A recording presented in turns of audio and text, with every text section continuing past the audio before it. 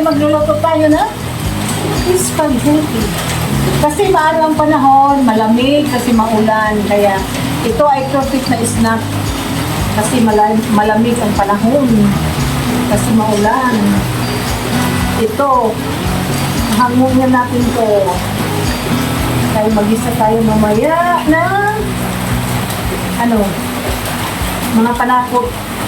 Naman natin ngayon ay hugasan natin yung ating noodles na pinalambot. Hugasan natin para hindi siya magdidikit-dikit. Ito ang sikreto para hindi magdidikit-dikit at saka para hindi pa malapa. Guys, saksak sinagol ini ha. Okay lang yan kasi Bisaya naman tayo eh. Saksak sinagol. Oh. Mauna yung sikreto para hindi siya malata. Yung murag dili ba magdikit-dikit. Mauna yung hugasan yun po ang tubig. Okay. So hello guys, tapos na tayo sa first procedure, pagluluto ng spaghetti noodles. Ngayon ay mag-isa naman tayo ng hotdog. Yan. Ito ang ginagamit namin, mantika. Pag walang minola ito, kasi minsan walang stock ang minola, kaya ito ang binibili din namin pag walang minola. So yun, ang maliit na lang. So let's start for the second procedure.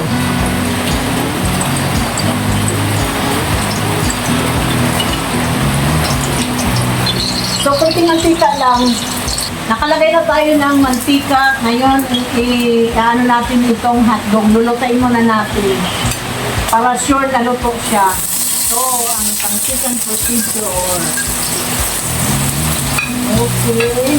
Halo-haloin lang natin to guys. Hanggang sa parang maging na ba siya. Malalaman natin kung luto na. Kunting mantika lang kasi hindi na kailangan maraming mantika.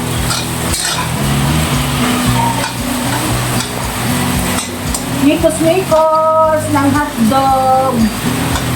Mikos-mikos.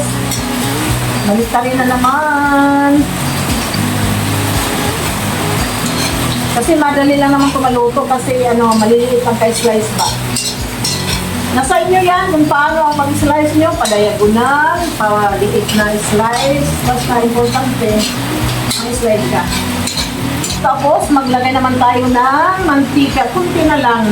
Hindi ko na inugasan yung kawali kasi malinis naman yung hapon. Kunti lang. Yan. Ngayon, igisa na natin yung ating bawang. Bawang. Gawin mo natin brown. Pa-brown na natin para lumabas yung ganyang aroma. Yan, bango. Bango-bango na. Bawang. So ngayon lagay na natin yung sibuyas kasi na siya. Nagiging brown na at lumabas na yung kanyang aroma. Sibuyas naman tayo ngayon. Mikos-mikos again. Mikos-mikos. Okay. Okay. Ayan guys, bango. Hindi pa nga, talagang masarap na ang amoy. Ngayon, ito yung ating sangkap. This is a low budget. Kasi, taste muna tayo. Low budget, pero masarap. Kasi nasa pagluluto yan, okay? Sa halip na giniling na baboy, ito muna ang ating pangpalit. Okay, kahit corned beef yan, masarap yan. Nasa pagluluto na naman yan. Isang latang lang.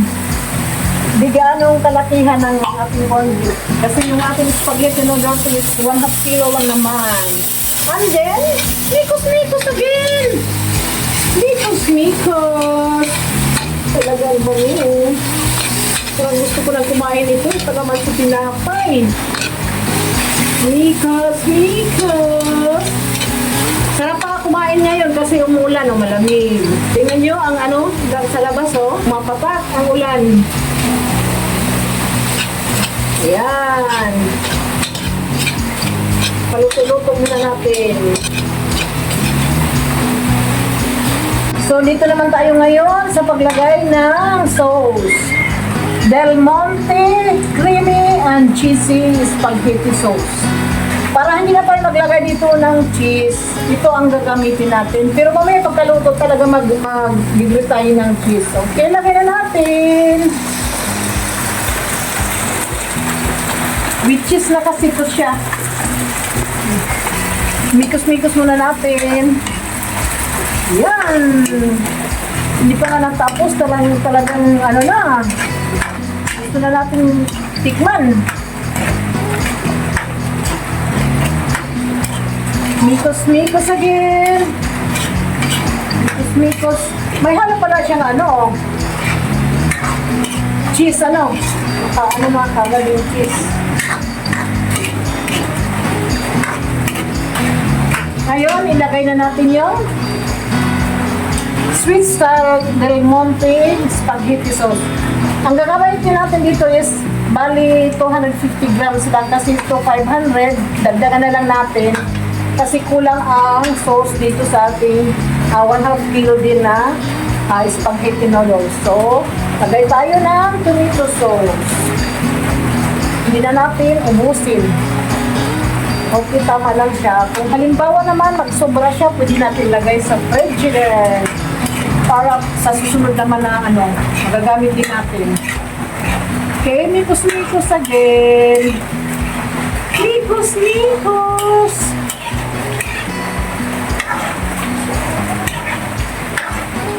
Paano natin yung apoy ng kunti.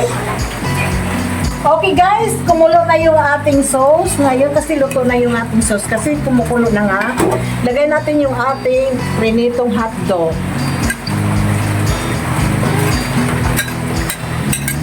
Tapos, ganyan muna. Maglagay tayo ng kunting asin lang. A pinch of salt.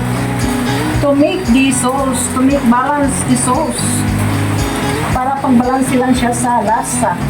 Hindi masyado marami kasi alam natin na may cheese na yung isang sauce. Ngayon, ilagay natin yung ating paminta.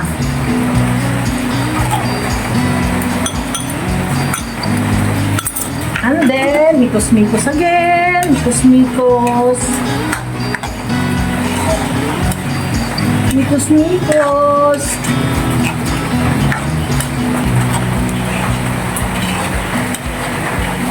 Ganyan lang kasimple guys, pagluto ng spaghetti. Ano lang, low budget lang to, pero pag natikman nyo, nako, pangalan nyo makakalimutan mo. Kasi nasa sikreto lang yan ang pagluluto. So ito naman ang aking sunod na ilalagay. Doren condensed milk. Low budget din. Nasa inyo yan kung bumili kayo ng mamahaling condensed milk. Kasi ang importante naman, magkaroon ng balancing lasa yung ating spaghetti. Okay, maglagay na tayo. Circle-circle lang natin. Konti lang guys.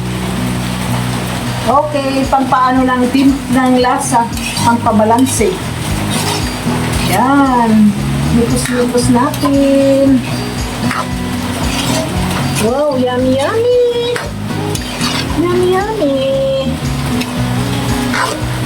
Tikman ko ang aking linotong spaghetti sauce. Okay.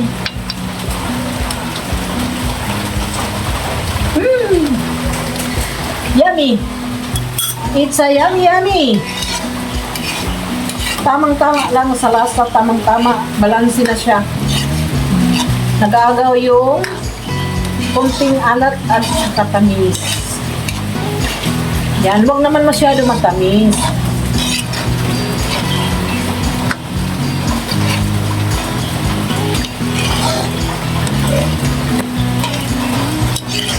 So, okay na ito guys. Pwede na siya ihalo sa ating spaghetti noodles. Guys, isasali na natin yung ating linotong spaghetti sauce with hotdog and corned beef. Kasi magpiplating na tayo guys. Para maya-maya ay ready to eat na tayo. Ano tayo hanggang ngayon guys? Mag-plating na tayo ng ating spaghetti.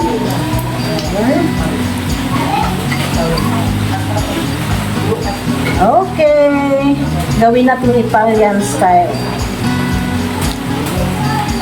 Okay, wow! Tapos, maglagay na tayo ng sauce. Para nandoon tayo sa sa Jollibee. Okay.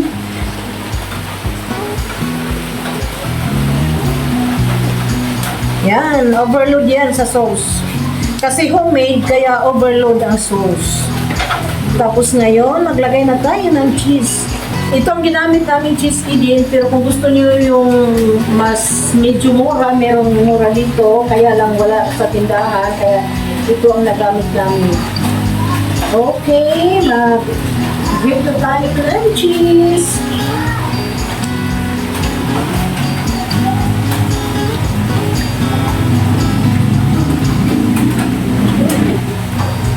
Okay, yummy yummy! Ready to eat na tayo.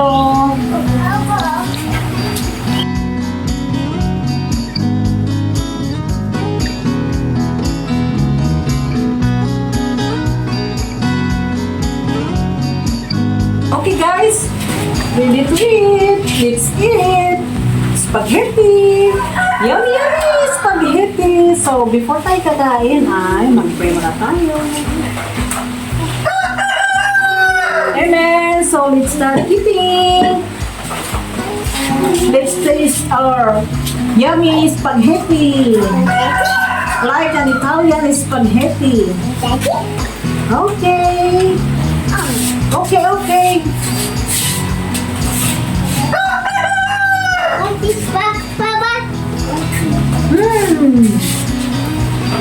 Yummy! Yummy, yummy! Ngayon, magpalaman tayo dito sa ating sliced bread. Okay.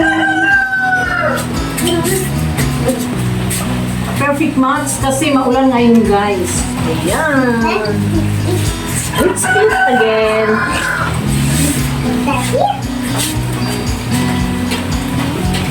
Yummy, yummy! Okay guys, enjoy eating our snack time. So bye-bye and thanks for watching. Love you all. Please like, comment, and share the like. Non-swipe vlog. Bye-bye. Love you all.